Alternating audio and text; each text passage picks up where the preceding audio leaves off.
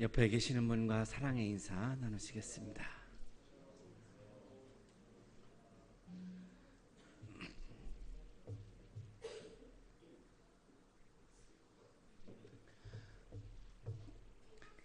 플라톤을 서양 철학의 아버지라고 그렇게 부릅니다. 그 이유는 화이트헤드라고 하는 영국의 철학자가 그렇게 얘기하죠. 서양의 2000년 서양 철학은 플라톤의 풋노트에 불과하다. 그럴 정도로 이번에 철학 영향력 아래 모든 서양 철학이 전개되고 있다고 이야기할 정도로 참 굉장한 철학자입니다. 이 화이트헤드라고 하는 분은 참 이름이 중요한 것 같아요. 이름이 그러다 보니까 정말로 화이트헤드를 가지고 있습니다. 저도 이름이 이렇게 천진이어서 이렇게 좀 어른스러웠게 살려고 하다가 보면 자꾸 이렇게 마음에 걸립니다. 이거는 천진난만하지 않은데, 그래서 참 이게 이름이 굉장히 중요한 것 같아요. 원문은 과정과 실제라고 하는 에세이에서 이분이 한 이야기인데 이렇게 되어 있습니다. 전통적 유럽 철학의 가장 안전하고 일반적인 정의는 그것이 플라톤에 대한 일련의 각주들로 구성되어 있다는 것이다. 원문은 이렇게 되어 있죠. 이분의 이야기에 좀 그래서 이 귀를 기울일 수밖에 없는데요. 대표적인 저서가 국가이고, 그리고 최후로 남긴 작품이 법률입니다. 이 국가는 10권으로 되어 있고 법률은 12권으로 되어 있을 정도로 아주 굉장히 방대한 그런 저서입니다. 우리도 고민을 하죠. 정말 좋은 나라, 좋은 공동체에서 우리가 살아야 행복한 거니까 좋은 가정, 또 좋은 직장, 좋은 학교, 또 좋은 나라 다 우리가 이렇게 같이 고민하는 주제인데, 플라톤도 이미 이거를 고민을 한 거죠. 국가에서 이야기하는 나라는 이데아라고 존재하는 그런 최선의 나라인데 말 그대로 좀 이상적입니다. 현실적으로 굉장히 어렵다고 보여지는, 그렇다고 해서 또 이상이 없으면 또 목표가 없어지니까 물론 필요하죠. 그래서 이 법률에 나오는 나라가 그 이데아가, 이상적인 이데아가 반영된 그런 현실의 나라, 또한 자선의 나라라고 볼 수 있어서 국가보다 사실은 이 법률이 더 중요할 수도 있다라고 이렇게 생각이 되어집니다. 법률이 이야기하는 나라는 법이 지배하는 나라입니다. 이 법치국가에서 법은 모든 사람들이 따라야 하는 비인격적인 최고의 통치권자입니다. 물론 인격은 없지요. 그렇지만 모든 그 공동체 구성원들이 지키고 따라야 하는 최고의 권력이라고 보면 되는 거죠. 그래서 이 플라톤이 걱정했던 것은 현실의 권력을 가지고 있는 이 통치자가 최고의 권력인 법을 무시하고 지키지 않고 따르지 않는 상황을 가장 플라톤은 걱정을 하고 염려를 했던 겁니다. 이 대목을 보면서 저는 자꾸 한국 목사다 보니까 이제 자꾸 한국교회하고 이렇게 대들 수밖에 없는데, 한국교회 모든 구성원들이 하나님의 법을 따르면 정말 좋은 교회가 이루어지겠죠. 그런데 이 교회의 권력을 가지고 있는 분들이 하나님의 법을 따르지 아니하고 그 위에 서버리면, 이게 플라톤이 걱정했던 부분인데요. 그러면 여러 가지 많은 이제 막 문제들이 벌어지기 시작하는 거죠. 지금 한국교회 모습이 바로 요 대목이라고 저는 그렇게 느껴지는데요. 인용을 좀 하겠습니다. 법률이 일부의 사람들을 위한 것일 경우에 이 사람들을 우리는 도당이라 말하지 시민들이라 말하지 않으며, 이들이 올바른 정의로운 것들이라 말하는 것들도 공연히 말하는 것들입니다. 모두가 평등하게 그 법을 다 따르면 그 공동체는 행복하고 참 좋은데, 일부 권력을 쥐고 있는 사람들은 그 법 위에 올라가서 그것을 지키는 것이 아니라 그것을 자기 마음대로 해석을 하고 그것을 이용을 하고 하다가 보면 그거는 도당에 불과한 거 아니겠는가, 이런 주장을 하는 거죠. 법이 휘둘리고 권위를 잃은 곳에서는 그런 나라에는 파멸이 닥쳐와 있는 게 보이니까요. 그러나 법이 통치자들의 주인이고 통치자들은 법의 종들인 곳에서는 구원이라는 단어를 씁니다. 구원이, 그리고 신들이 나라들에 주었던 온갖 좋은 것들, 은총, 은혜죠. 그것들이 생기는 걸 저는 내다봅니다. 플라톤이 이런 용어를 쓴 거 보면 참 놀랍습니다. 하나님의 법이 주인이고 우리 모두는 그 하나님 법 아래에 있는 종이다라고 하는 그런 공감대를 가지고 고백을 하면 거기에는 구원이 있고 좋은 선물들을 하나님이 주신다는 거죠. 그래야 한국 교회가 세상을 구원하는 역할도 할 수 있고, 한국 교회에 하나님이 좋은 것들을 주셔야 어렵고 힘든 세상의 이웃들과 나눌 수 있는 교회가 되는데, 문제는 구원이 없고 좋은 것이 없으면 역할도 할 수도 없고 나눌 수도 없는 거죠. 그렇다면 왜 그럴까? 이 대목이죠. 하나님의 법이 교회의 주인이고 우리는 그 법 아래에 있는 종들이다라고 하는 고백이 있었으나 자꾸만 시대가 지나가면서 요즘에는 사람들이 교회의 주인이 되어버리는 거죠. 그러니까 하나님의 법이 교회를 다스리는 것이 아니라 사람들의 생각과 이데올로기와 철학이 교회를 지배하고 교회를 다스리다 보니까 많은 사람들이 동의할 수 없어서 교회를 떠나가고 있는 거죠. 굉장히 간단한 문제입니다. 사실은 복잡하지 않고 굉장히 이거 하나입니다. 제가 볼 때는 이거 하나인데, 이거를 정말 이렇게 되돌이키고 바꾸는 과정이 정말 쉽지 않은 것 같고 매우 어려운 것 같아요. 교단마다 교단법이 있고 또 교회마다 그것도 부족해서 정관도 만들죠. 그것을 다 같이 따르는 게 중요한데 지금 일반 교회에서는 그거에 대한 해석을 가지고 또 싸움을 벌입니다. 왜 그럴까요? 내 식으로 그 법을 받아들이니까 또 이 다른 해석 갖고 좀 막 싸우는 거죠. 신기하죠? 우리 교회는 교단이 없어서 교단법이 없습니다. 우리 교회는 정관도 만든 적이 없습니다. 법이 없는 거죠. 근데 굉장히 우리 교회가 은혜롭죠? 소수만 동의하시는 거 보면 불만이 많으신 것 같은데 모르겠어요. 새로 오는 분들이 천국 같아요. 너무 분위기 좋아요. 그렇게 말씀들을 많이 하셔요. 제가 너무 편협한 생각인지는 모르겠는데 그런 얘기를 듣는데 참 신기하죠. 법이 없잖아요. 정관도 없잖아요. 그런데 어떻게 이렇게 은혜로운 교회가 될 수 있을까요? 우리 교회 구성원들은 하나님의 법 아래에서 종으로 살고 있기 때문인 거죠. 그렇지 않다면 이렇게 될 수가 없는 거예요. 거기서 우리가 정말 구원을 경험하고 좋은 은총과 은혜를 경험하면 바로 거기가 하나님의 나라고 이 땅에서 지금 여기에서 하나님 나라의 기쁨과 영생의 기쁨을 맛볼 수 있는 거죠. 그게 우리들의 신앙생활의 목적이고 우리들의 신앙생활의 본질이죠. 많은 단체에서 이것이 안 되고 사람이 주인이 되면서 너무 어려운 과정들을 많이 좀 겪고 있고 안타까운 상황인 겁니다.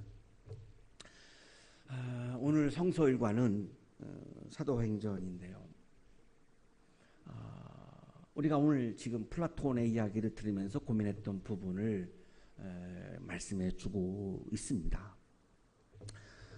스데반이라고 하는 사람은 최초의 7 집사 중에 한 사람이에요. 스데반이라고 하는 사람은 헬라파 그리스도인입니다. 유대파 그리스도인이 있고 히브리파 그리스도인이 있고 헬라파 그리스도인이 있는데 처음 교회가 처음으로 직분자 집사 7명을 세웁니다. 그 이름을 여러분 보시면 다 헬라파예요. 유대파, 히브리파는 한 사람도 없어요. 그러면 히브리파 이 그리스도인들은 그 처음 교회의 홈그라운드죠. 굉장히 그 기득권을 가지고 있는 사람들이고요.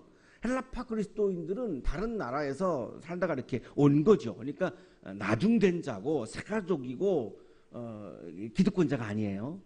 그런데 직분자를 세우는데 7명 모두를 다 새가족으로 세워요. 헬라파 그리스도인으로 세워요. 굉장히 쇼킹한 거죠. 한국교회 상황에서 지금 본다면.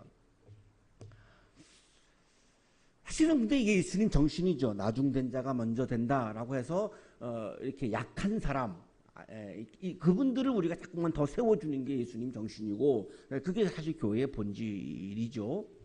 그러니까 한국 교회는 사실은 이런 기독교 정신에서는 굉장히 많이 지금 멀리 가 있다고 보여집니다. 그 7 집사 중에 한 사람의 스데반인데, 이 스데반이 성전이 하나님이 아니고 예수 그리스도가 하나님이다라고 설교를 해요. 그러니까 이제 유대 종교 지도자들은 이걸 받아들일 수가 없죠. 그들은 성전을 하나님화하고 살고 있는데 이 성전이 하나님이 아니고 자기들이 죽인 예수님이 하나님이라고 하니까 자기들이 죽인 이 범죄가 또 다 드러나게 되니까 이거를 받아들일 수 없어요. 그래서 이 유대 종교 지도자들이 스데반을 돌로 쳐 죽입니다. 자, 그리고 나서 이제 예루살렘 교회 박해가 시작되는 거죠. 사도행전 2장에서 처음 교회가 시작되었는데 이제 막 이제 부흥을 막 하고 성장을 하고 그랬는데 이제 박해가 시작되는 겁니다. 스데반 순교 이후에. 이 박해가 시작됐을 때 굉장히 주목해야 되는 부분이 있습니다. 박해가 시작됐을 때 두 부류가 있었는데 한 부류는 예수님의 12 사도들입니다. 그리고 한 부류는 사도가 아닌 요즘으로 말하면 그냥 평신도들입니다. 이 12 사도들은 예루살렘을 지켰고 평신도들은 예루살렘을 떠납니다. 흩어지죠. 우리가 잘못 보면 사도들이 더 막 교회를 지킨 훌륭한 신앙인이라고 볼 수도 있고, 떠난 사람들은 교회를 버렸다라고 우리가 오해할 수도 있는데 그렇지 않습니다. 이 부분이 한국교회가 굉장히 오해하고 있는 부분입니다. 예수님은 승천하시면서 마지막 남기신 유언이 이렇습니다. 그러나 성령이 너에게 내리시면 너희는 능력을 받고 예루살렘과 온 유대와 사마리아에서 그리고 마침내 땅 끝에까지 이르러 내 증인이 될 것이다. 내가 이제 승천하는데 성령을 보내줄 거고 너희들이 성령 충만하게 되면 어떻게 되느냐? 예루살렘을 지키는 것이 아니라, 교회를 지키는 것이 아니라 교회를 떠나서 예루살렘을 떠나서 유대, 그리고 북쪽에 있는 사마리아, 그 다음에 이제 바다를 건너서 땅 끝까지 흩어져서 예수를 증언하고 부활을 증언하고 하나님의 나라를 증언해야 한다라고 하는 것이 예수님의 마지막 유언입니다. 그렇다면 사도들은 예루살렘을 지키고 교회는 지켰지만 예수님의 유언은 지키지 못한 겁니다. 자, 평신도들은 교회는 지키지 않았지만 예수 그리스도의 마지막 말씀 유언을 지킨 거죠. 그러면 어떤 것이 더 예수님이 원하시는 모습일까요? 교회를 지키는 것은 유대 종교 지도자일 만큼 교회를 강하게 지킨 사람은 없습니다. 강하게 지키다가 예루살렘 성전을 아예 하나님과까지 했으니까, 그렇다면 그거하고 너무나 똑같은 거예요. 12 사도들이 간구한 것이 이 부분이에요. 예수님의 말씀보다 교회가 더 중요했던 거예요. 왜냐하면 예루살렘 교회가 처음 교회가 개척돼 가지고 굉장히 막 성장도 하고 부흥도 했거든요. 그래서 막 3,000명이 막 회개하고 그러니까 뭐 이미 대형 교회가 된 거죠. 그거를 버릴 수가 없는 거예요. 예수님은 그거를 아셨고, 그래서 예루살렘에 안주하면 안 되고 교회에 안주하면 안 되고 교회에 모였다가 다시 흩어져서 세상 속으로 나가서 내 증인 예수를 증언하는 것이 그리스도인이야 라고 마지막 유언에서 말씀하신 건데, 제자들이 이거를 모를 리는 없지만 이 대형교회가 가지고 있는 권력이 너무나 크다 보니까 이거를 버릴 수가 없는 거죠. 그런데 평신도들은 교회 권력을 갖고 있지 않기 때문에 그걸 아주 쉽게 그냥 예수님의 말씀을 따른 거예요. 예수님의 말씀을 지킨 거죠. 예수님이 원하시는 그리스도인은 제가 볼 때 후자입니다. 그런데 한국교회는 예수님의 말씀은 지키지 않고 교회만 지키고 있는 거죠. 어떻게 하면 더 커질까, 어떻게 하면 더 성장할까 하니까 자꾸 사람들을 교회에 불러 모아야 됩니다. 그래서 예배가 굉장히 많죠. 주일 아침 예배, 뭐 주일 또 오후에 밥 먹고 또 오후 예배 또 드리고, 수요일 날 또 드리고, 금요일 날 또 드리고. 그러니까 설교가 한 주일에 4번입니다. 저도 그렇게 하다가 왔는데요. 그러면 말씀을, 주일날 주신 말씀을 붙잡고 내가 한 주를 사는 것도 지금 막 힘들고 버거운데 4개의 말씀을 어떻게 그거를 실천하며 살겠습니까? 한 주 동안. 그러니까 그냥 포기해버리는 거예요. 말씀하고 삶하고 아무 관계이 없어진 거죠. 이게 지금 한국교회 모습이에요. 예배는 한 번입니다. 한 번. 지금 드리는 게 이게 예배고, 그 다음에는 이제 필요한 게 뭐 성경 공부나 기도회나 영성을, 이런 거는 이제 소그룹으로 이렇게 전체 모임이 아니라 소그룹으로 이제 하는 거지. 근데 한국교회는 예배가 일단 공식적으로 일주일에 4번입니다. 가장 작은 경우만 새벽 기도 빼도 그게 아니고, 예수님이 원하시는 것은 자꾸 교회에 불러 모으라는 게 아니고, 교회에 와서 주일날 아침에 말씀을 우리가 받으면 그 다음에는 이제 세상에 나가서, 직장에 나가서, 세상 속에 나가서, 가정에 나가서 그 말씀을 가지고 내 증인이 되어라. 나는 이렇게 예수님을 믿고 있다라고 하는 것을 삶으로 보이려면 교회에 있으면 안 되죠. 세상으로 나가야 하는 거죠. 그게 바로 지금 예수님의 마지막 유언인데, 평신도들은 이거를 지켰고 사도들은 이거를 지키지 못한 거예요.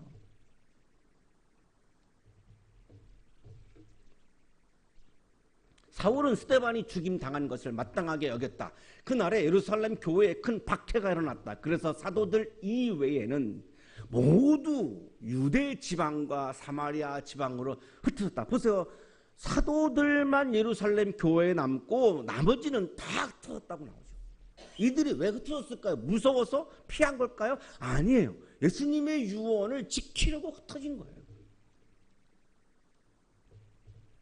그 디아스포라 중에 한 사람이 빌립인데, 이 예수님의 제자 빌립이 아니고 집사 빌립입니다. 이 집사 빌립이 사마리아로 가서 예수를 증언합니다. 처음으로 그리스도인들 중에 처음으로 지금 사마리아 지역에 간 거예요. 왜냐하면 유대인들은 사마리아를 못 가게 했습니다. 굉장히 그 지역을 차별했고 아예 발을 디디지를 못하게 했습니다. 그러니까 거기에 가서 복음을 전하고 예수를 증언하는 건 상상도 할 수 없는 거고, 물론 12사도도 간 적이 없지요. 당연히 없죠. 처음으로 집사 빌립이 예수님의 유언에 따라서 온 유대와 사마리아와 땅끝이라고 말씀하셨으니까 그 말씀을 따라서 지금 빌립은 사마리아에 간 거예요. 말씀을 따른 거죠. 사마리아는 그 예루살렘 위쪽에 있죠. 예루살렘은 이제 남왕국의 수도였고, 이 사마리아는 이제 북왕국의 수도였죠. 이 아시리아의 왕이 27,290명의 사마리아인들을 국외로 추방시키고, 그리고 외국인들을 거기다가 강제로 이주시킵니다. 그렇게 해서 혼혈 정책을 폈습니다. 이거는 이제 유대인들의 정체성을 이제 악화시키려고 했던 거죠. 그래서 이제 막 그게 섞이니까 유대인들은, 순수 혈통 유대인들은 사마리아 지역을 아주 멸시했습니다. 그래서 발도 디디지를 않았던 건데, 이 관행을 집사 빌립이 처음으로 깬 겁니다. 왜? 그거는 그냥 세상적인 관행일 뿐이고 자기에게는 예수님의 말씀이 더 중요했기 때문에, 이 민족의 관습이 아무리 그렇다 할지라도 자기에게 더 중요한 것은 예수님의 유언이었어요. 그래서 그 관행을 깨고 지금 사마리아에 간 거죠. 그래서 복음을 전했어요. 처음으로 복음을 전했어요. 자, 이 빌립도 역시 히브리파 유대인이 아니라 헬라파 유대인입니다. 히브리파 사람들은 굉장히 선민의식이 강하죠. 우월감이 강하죠. 그래서 새로운 것을 받아들이기 어렵습니다. 왜냐하면 내게 최고니까 다른 것을 받아들이기가 어려워요. 그래서 지금 사마리아에 가서 말씀을 전하라고 하는 예수님의 말씀도 지금 못 받아들이고 있는 거예요. 자기들의 민족의 관습에 의하면 말이 안 되거든요. 예수님 말씀조차도 지금 사도이지만 못 받아들이는 거예요. 그 정도로 이게 무서운 겁니다. 7 집사는 헬라파 유대인이어서 개방적입니다. 다른 세계에 대해서 굉장히 개방적이기 때문에 딱 예수님의 말씀을 들어보니까 가야 되거든요. 그러니까 뭐 아무런 부담감 없이 아무런 거리낌 없이 지금 가고 있는 거죠. 그래서 지금 빌립 집사가 처음으로 지금 가고 예수님의 말씀을 지금 지키고 있는 거죠. 복음을 전했는데 무리는 빌립이 행하는 표징을 듣고 보면서 그가 하는 말에 한마음으로 귀를 기울였다. 놀라운 일인데 이 사마리아 사람들이 집사 빌립이 전하는 하나님의 말씀을, 예수에 대한 증언을 받아들이는 거예요. 예상하지 못한 거죠. 굉장히 막 유대인이 왔으니까 막 거부하고 거절할 줄 알았는데 이거를 다 받아들이는 거예요. 놀라운 일이죠. 빌립이 하나님 나라와 예수 그리스도의 이름에 관한 기쁜 소식을 전하니 남자나 여자나 다 그의 말을 믿고 세례를 받았다. 집사 빌립이 전한 복음의 내용을 보시면 제가 굉장히 강조 드리고 있습니다만 복음은 하나님 나라죠. 하나님 나라. 여기도 지금 하나님 나라가 앞에 나옵니다.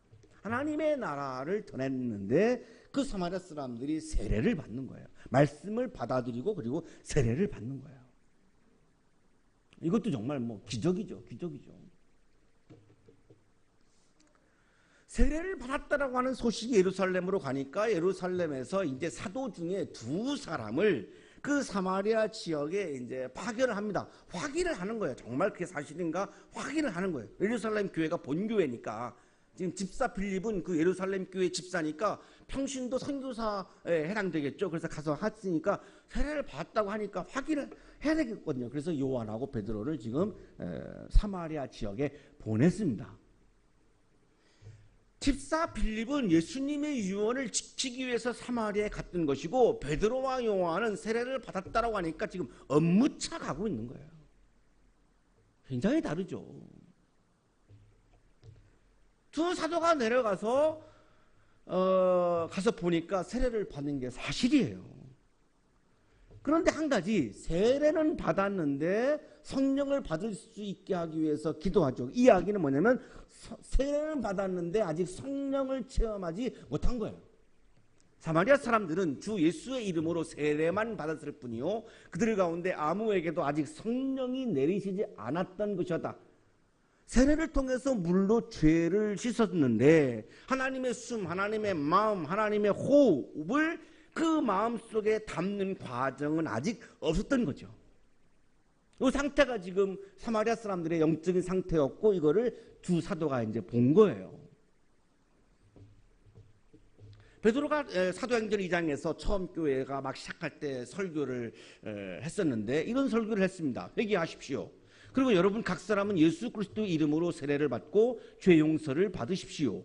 그리하면 성령을 선물로 받을 것입니다. 온전한 그리스도인에 대한 설교를 하면서 베드로가 이야기했던 게 4단계입니다. 회개, 세례, 죄 용서, 성령 체험. 이 4가지 과정을 거쳐서 우리가 온전한 그리스도인이 된다 이렇게 설교를 했거든요. 자, 그런데 지금 사마리아 사람들은 회개했고 세례 받았고 죄 용서도 받았어요. 그런데 이 마지막 단계 지금 성령 체험만 빠져 있는 거예요. 그러니까 지금 아직 온전한 그리스도인이 되었다고 볼 수가 없는 거죠. 저는 또 한국교회를 보게 되는데요. 많은 그리스도 한국교회 교인들이 다 세례를 받죠. 세례를 받으면 성찬도 받고 직분도 받을 수 있는 권리도 생기고 교인이 되죠. 세례를 받아서 교인이 되어요. 근데 제가 볼 때 뭐가 빠져 있냐면 성령이 빠져 있는 거예요. 그거는 교인하고 아무 관계 없습니다. 성령이 내 안에 없어도 교인의 권리를 얼마든지 행사하면서 살 수 있거든요. 교회 생활 할 수 있거든요. 성령이 없으면 영적 생활은 안 되지만 세례를 받았으니까 교회 생활은 되는 거예요. 그래서 그냥 집사, 권사, 장로 막 이제 이런 거에 막 관심 갖고 막 교회 생활을 막 열심히 하고 있는 거죠. 지금 사마리아 사람들도 지금 아주 비슷한 상황이에요. 자, 그런데 이 두 사도가 그들에게 손을 얹었습니다. 안수라 그러죠. 안수하고 기도를 했는데 그들이 성령을 받았습니다.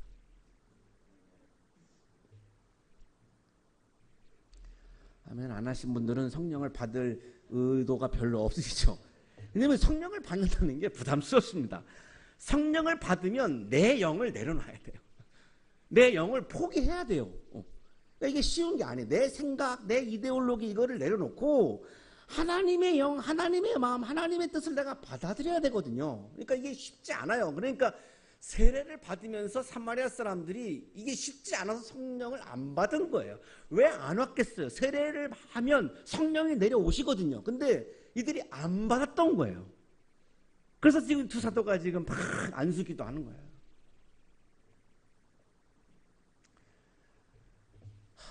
다락방에 있었던 오순절 사건, 성령 강림 사건이 지금 사마리아에서 일어나고 있는 거죠. 놀라운 거죠. 성령은 예루살렘에만 오는 줄 알았는데 이방인 지역에도 오는 것을 지금 경험하고 있는 거예요. 이방인 지역에서 세례와 성령을 받은 진정한 그리스도인이 출현하고 있는 역사적인 최초의 지금 사건의 현장인 거예요.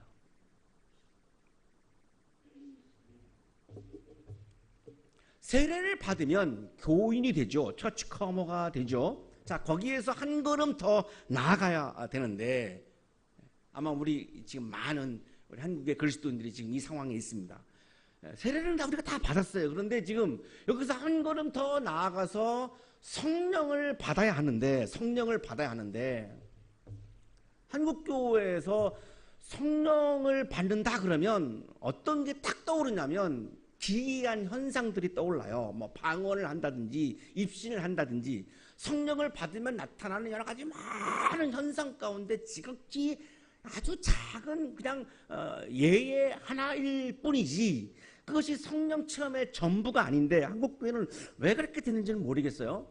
성령 체험의 본질은 뭐냐면 방언하고 입신하는 것은 그냥 그 성령 체험했을 때 나타나는 현상 중에 아주 많은 현상 중에 하나에 불과한 거고 성령 체험의 본질은 뭐냐면 성령이 뭡니까? 하나님의 영이죠. 하나님의 영을 내 마음에 채우는 거예요. 그러면 내 욕심과 내 영이 가득 차 있으면 하나님의 영을 채울 수가 없지요. 한국의 많은 그리스도인들은 내 욕심으로 가득 차 있으면서 성령 체험했다 그래요. 그게 방언이나 입신 같은 거를 경험하면서 난 성령 충만해. 그런데 보면 그분의 삶을 보면 아주 너무나 욕망투성이고 남 못 살게 굴고 막 남 다 불행하게 만들고 그러면서 막 교회 와서 막 방언하면서 난 정말 성령 충만해 이러거든요. 참 그런 분들이 너무나 많습니다. 일반 교회 가면. 그러면 참 어떻게 할 수가 없어요. 본인이 성령 충만하다는데 뭐라고 그래요 그거를. 할 말이 없잖아요. 아니라고 말할 수도 없고 참 정말로 어려워. 한국교회가 그래서 지금 어려워진 것 중에 하나가 이거예요. 성령 충만의 본질은 뭐냐면 내 안에 있는 욕망을 버리고 내려놓고 비우고 케노시스 비우고 하나님의 영, 하나님의 마음, 하나님의 뜻, 하나님의 말씀, 하나님의 정신 하나님이 막 정말로 원하시는 그 하나님의 마음 이거를 내 마음에 채운 상태가 성령 충만이에요. 그리고 그거를 채워봐요. 그럼 어떨까요? 내 뜻이 아니니까 적이 없어지죠. 내 뜻을 주장하니까 막 적이 생기고 교회에서도 막 서로가 막 공격적이에요. 너무 공격적입니다. 근데 모두가 함께 하나님의 마음을 채우면 여기가 천국이 되는 거죠. 그게 바로 하나님 나라의 기쁨, 영생의 기쁨이라고 예수님이 말씀하신 거거든요. 이게 안 되니까 사람들이 교회를 떠나는 거예요. 그거를 가리켜서 크리스찬, 그리스도인이다 이렇게 부르는 거죠. 우리 교회는 굉장히 교인보다는 대부분 거의 다 그리스도인이시죠. 아멘 하셔도 됩니다. 제가 이렇게 보면 그렇거든요. 그러니까 우리 교회에 오는 게 부담스러운 분들이 있죠. 막 자기 마음대로 하고 싶은 분들. 그런 분들은 우리 교회 오기가 어려울 거예요. 못 그러거든요. 이 하나님의 법, 하나님의 영이 꽉 차 있기 때문에 그걸 할 수가 없거든요. 근데 그게 천국인데. 그래서 예수님이 세례 받으실 때 세례 요한이 이렇게 얘기했죠. 나는 여러분에게 물로 세례를 주지만 죄를 씻지만 나보다 더 능력 있는 분이 오실 터인데 나는 그의 신발끈을 풀어드릴 자격도 없소. 예수는 여러분에게 나는 물로 세례를 주지만 예수님은 성령과 불로 세례를 주실 것이요. 예수님의 세례의 핵심이 성령 세례라는 거죠. 한 해가 시작되었습니다. 끊임없이 우리가 인간이기에 욕망이 자꾸 솟아오르죠. 기도를 통해서, 말씀 훈련을 통해서, 렉시오 디비나를 통해서, 관상 기도를 통해서 끊임없이 내 욕망을 비우고 하나님의 영, 하나님의 마음, 성령을 내 마음에 가득 채워서 아무리 환경이 어렵고 어지럽다 할지라도 그 속에서도 하나님 나라의 기쁨과 영생의 기쁨을 누리며 살아가는 한 해가 되기를 주님의 이름으로 축복합니다.